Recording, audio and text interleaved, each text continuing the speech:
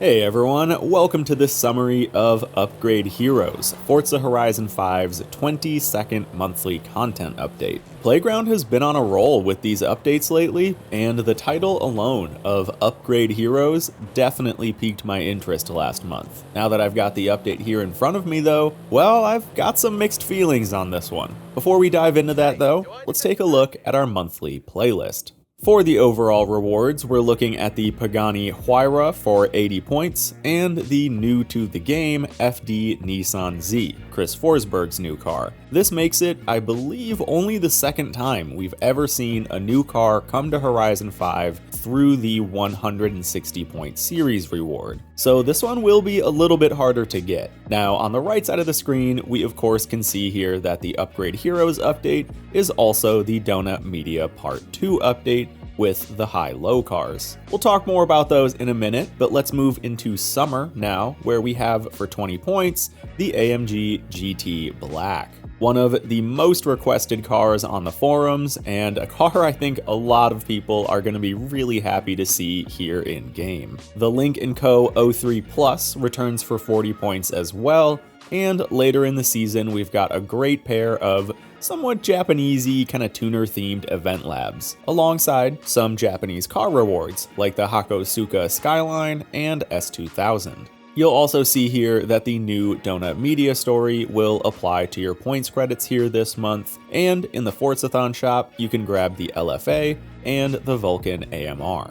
Autumn then brings us a car a lot of fans have been wanting back from previous games, the GMC Cyclone. And with this, you can probably guess what truck is coming in the next week. We'll get to that in a sec though. 40 points brings us the HDT Commodore, and further into the week, a familiar face on the Event Lab schedule, with a track that will feel fairly familiar as well. Purple Mountain Raceway is a clever renaming of Tsukuba Circuit. Mount Tsukuba, which the track is right next to, is also called the Purple Mountain. So in order to kind of get around some licensing issues for Playground, the track has been renamed. But rest assured, this is the famous time attack circuit you all know and love, created by myself a few months back. And shameless self-plug here, a track we're going to be racing in my new competitive touring car league, the HTCC. More info in this video. Alright, now later in the week, I'll point out here the new Donut Media horns that you can get throughout this month, and there are 6 in total, including the iconic lightning and pop-up headlights. Finally, the Forzathon shop in autumn brings us the Cupra Urban Rebel, a bit weird I feel to see this one back so soon, and the GT3 RS.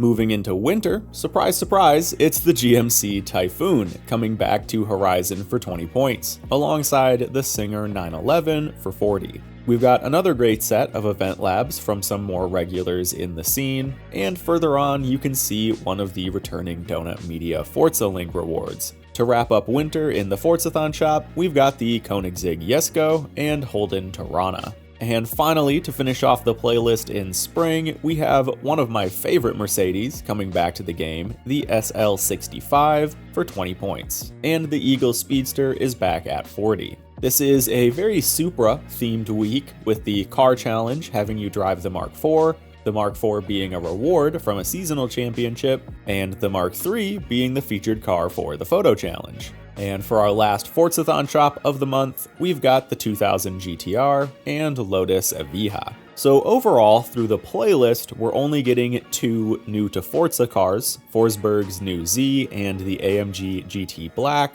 alongside 3 solid returning cars as well. But we're actually not done for cars coming to Forza, because the new Donut Media story, centered kind of around the high-low cars, is bringing us 4 more cars as well. This is, of course, a continuation of sorts of the original Donut Media story, and will have you hanging out with James, Nolan, and the rest of the crew again, and through this story, we get some fun new things, including, of course, the high and low 350Zs. We will also be able to grab the Donut Media Edition Ford Supervan 3, and Adam Knapik's FDS14. Of course, this story also brings with it a bunch of new accolades, and the Horizon test track returns much better this time. Now we have no car restrictions, and it can be played in a full convoy of 12 players. This is pretty cool, but what I would really love to see is the ability to add this functionality to any track in the game, including custom event lab tracks. This would be awesome for letting us get in more track day style events in Horizon. Moving on from Donut Media and the test track though, we've got more new stuff coming to Horizon, including another batch of 27 more rims coming to the game. You love to see it. Horizon seriously has so many different rim choices now, and there are some great wheels in here, and we even have a bunch of these goofy new aero discs that have definitely made some waves in the car scene lately.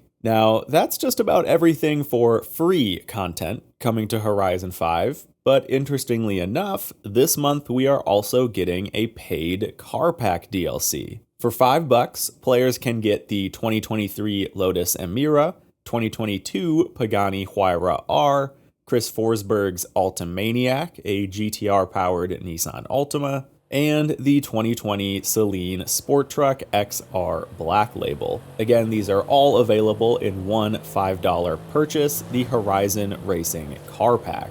And I have sort of mixed feelings about this. You know, paid car packs are absolutely nothing new to Horizon. We've had them before, and of course Horizon 5 has the car pass as well, so it's not like this comes as a surprise, but I am a bit nervous that this is going to bring up the conversation of pay-to-win cars like we saw with the Hot Wheels DLC, or maybe this could take away from what free players would get.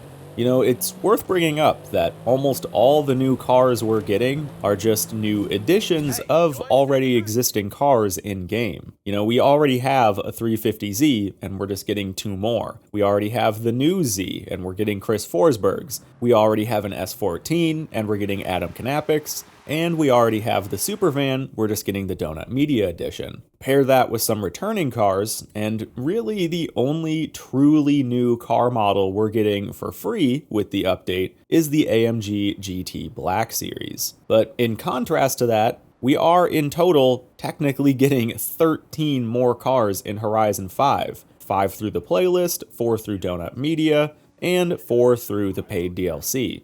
And that's awesome. That's a ton of cars. So, you know, again, I'm not saying I'm against all this really. It's just a bit of a mixed bag for me. Some highs, some lows, you could say. I think for me, one of the biggest bummers is that a lot of these cars we're getting are not actually going to be very upgradable. For a series called Upgrade Heroes, most of the cars we're getting that fit that theme are really just already pre-upgraded versions of cars we already have. So aside from all the new wheels we're getting, which are great, there isn't really a lot to upgrade in the Upgrade Heroes update. And I would have loved to see maybe more stock cars added here that had a lot of customization to them. But that all aside, let me know what you guys feel about this. I'm curious how the community is going to like these cars, and of course the return of car pack DLCs.